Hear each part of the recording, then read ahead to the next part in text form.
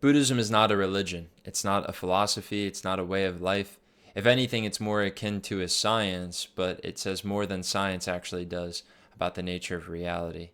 It's totally accessible within each and every one of us, the understandings that are in Buddhism. And that's why, more than anything, it's just a compilation of the greatest wisdom ever understood by man. For me, Buddhism is not an ism so much as it is the direct realization that you are the gateway to understanding literally everything. And not in the sense that you, this material body, can go and, like scientifically discover everything, but that your faculties of connecting to reality are the very things in which reality resides. And so your inspection of them deeply and soulfully and clearly in a consistent manner, meditation, is what actually gives you the highest realized insight into reality by getting rid of all these delusions and all of these filters and all of these things that keep you safe, that sit in front of the truth.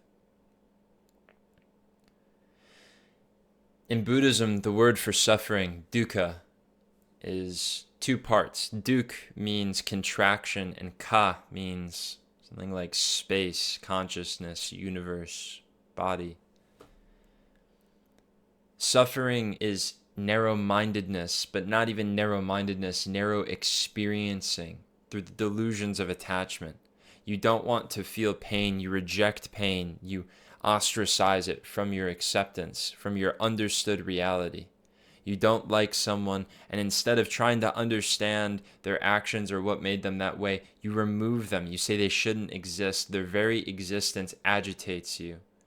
You pick all of these different sufferings and they contract your reality. You're looking at an ocean and you're picking a wave out in the middle of nowhere saying, that's my favorite wave. That wave sucks. This wave should exist. That wave shouldn't exist. But they all arise and fall, and they're all a part of the ocean. You can't pick one part of it and say that you like it and pick another part and say that you don't, because they're all interbeing. They're all interconnected. They exist within each other and for each other.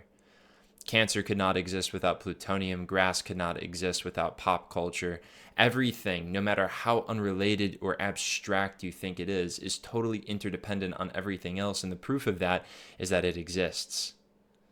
The fact that things exist at all. God is perfect. Creation is perfect. Everything is interdependent on everything else. The more and more you accept that, the more and more you fall away from dukkha and into sukha.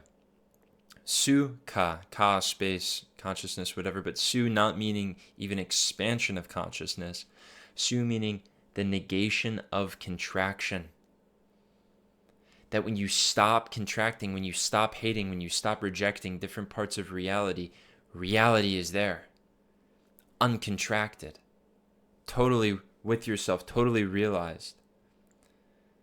A lot of people think that like enlightenment or this path of Buddhism, this path of meditation is about transcending being human. They think a lot of it is just this game of escaping society and sitting by yourself so you can achieve some peace that is disconnected from the world. But if anything, it's not it's not transcendental, and it's not escapism. If anything, it's being a human the most. It's living this human life the most. It is being the most integrated and engaged with your senses and with your humanity as you possibly can be. It's pushing beyond all the hatred. It's pushing beyond all the delusion and craving and aversion and being with this experience. It's not pushing away pain. It's not escaping it or confining it or summoning a feeling so that you never have to experience pain again. It's being with the pain totally as it is, uninterrupted, without care. It's allowing it to be what it is.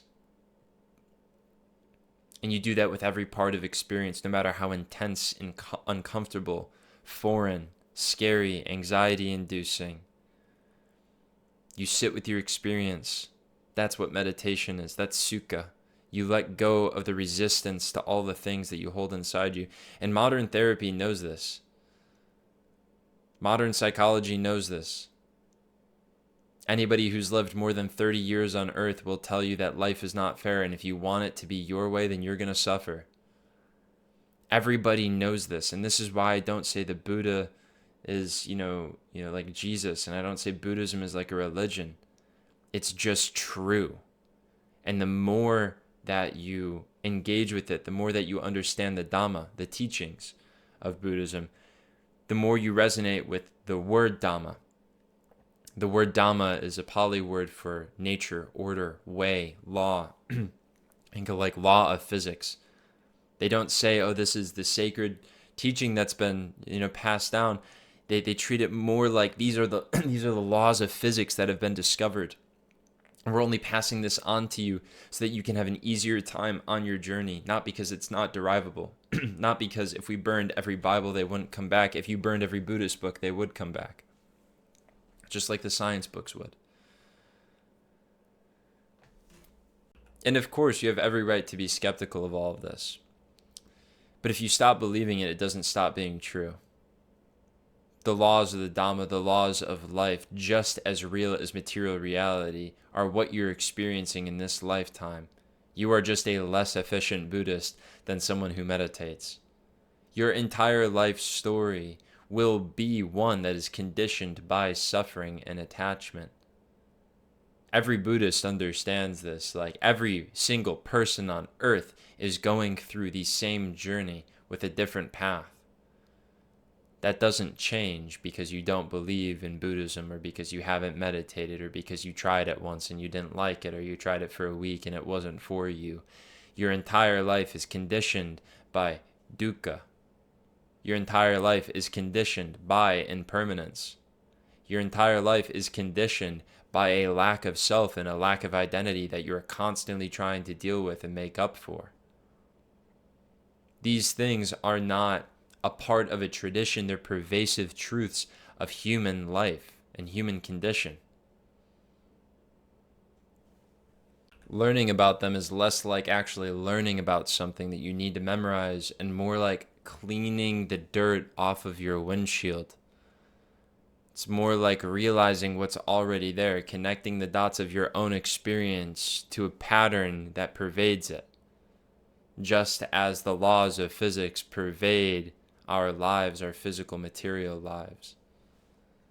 And this is why the Buddha would say to those who are skeptical or those who are doubtful, try it. Meditate. Give it a shot.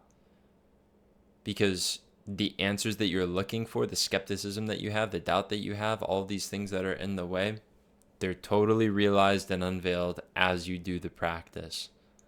Because it's not teaching, it's uncovering, it's realizing and remembering and rediscovering what you already know to be true. The first time that I was introduced to Taoism and Buddhism, I did not think like, oh, this is a really attractive ideology that's sucking me in.